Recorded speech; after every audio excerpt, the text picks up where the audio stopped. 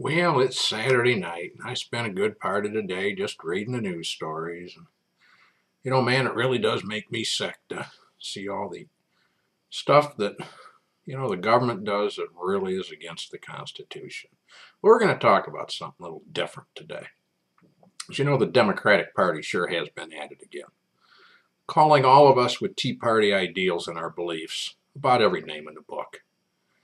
In fact, if I am guilty of everything the Democrats say about me, I will face life in prison and surely go to hell. Congressman Mike Doyle, Democrat, Pennsylvania, this small group of terrorists has made it impossible to spend any money. So I guess anyone that supports smaller government and a balanced budget is a terrorist. Imagine only spending what you can afford. How un-American is that? Illinois' Democratic Congressman Luis Gutierrez said of Tea Partiers, the arsonists must be stopped.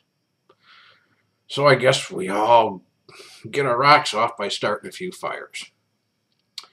House Democratic leader Nancy Pelosi added that included a side of Satan fries, whatever that is supposed to mean. Amazing that she even has enough brain cells left to make any noise. And then, of course, we have the CBC chiming in.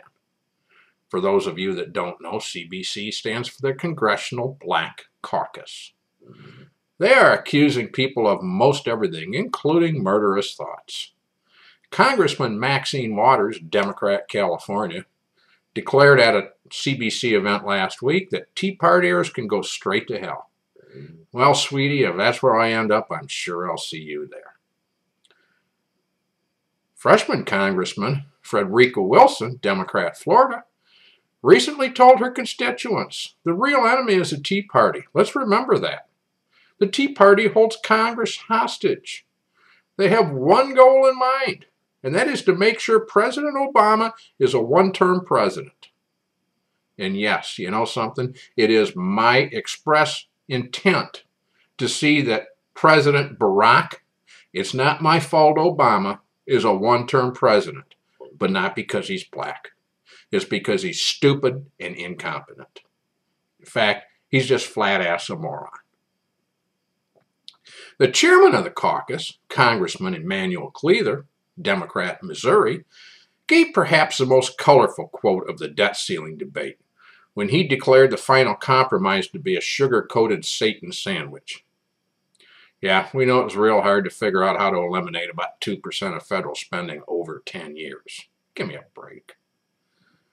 Congressman Andre Carson, Democrat, Indiana, spoke at a CBC event and said that some of these folks in Congress right now would love to see us as second-class citizens.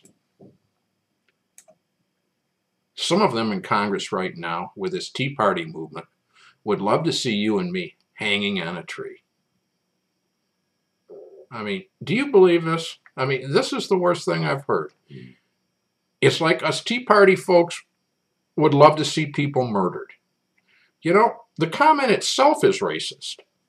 I think I'll report it to the Congressional White Caucus, or the Congressional Latino Caucus, or the Congressional Asian Caucus, and have them deal with it. Oh, gee, wait a minute, I forgot. None of these exist. It would be considered racist by the African Americans. So I guess something isn't racist as long as it's being done by the blacks.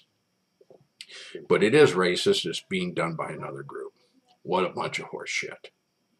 Black people should not be allowed to be racist any more than any other color, plain, pure, and simple. It's just that easy. So, let's listen to what the so-called black leaders like Andre Carson, Cedric Richmond, and Maxine Waters are saying. The Tea Party movement is racist, according to them. Well, for that to be so, it must be that the idea of the Tea Party movement advocating reduced government so people can take responsibility for themselves is in itself racist. And if that idea is racist, what they're really telling you is that black people are incapable of taking responsibility for and providing for themselves. They can't make their own decisions. They need government to provide for them and to make decisions for them as though they were a bunch of children. Well, who's being the racist now?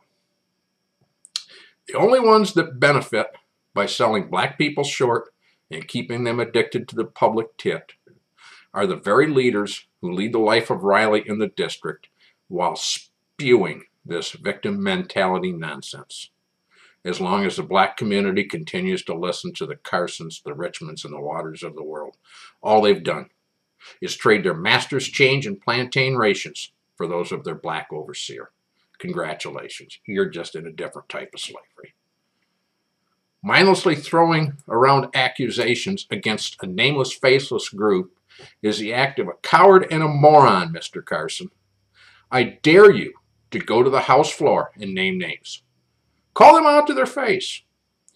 If members of Congress really are racists who want to lynch blacks, tell us who they are, because we want to know so that we can replace them with someone who is of the human race. If you can't tell us who, we can only assume that you and your friends are the only real racists there, and we're going to have to see to it that your ass is replaced. I mean, dude, you're ugly. Y'all have a good night.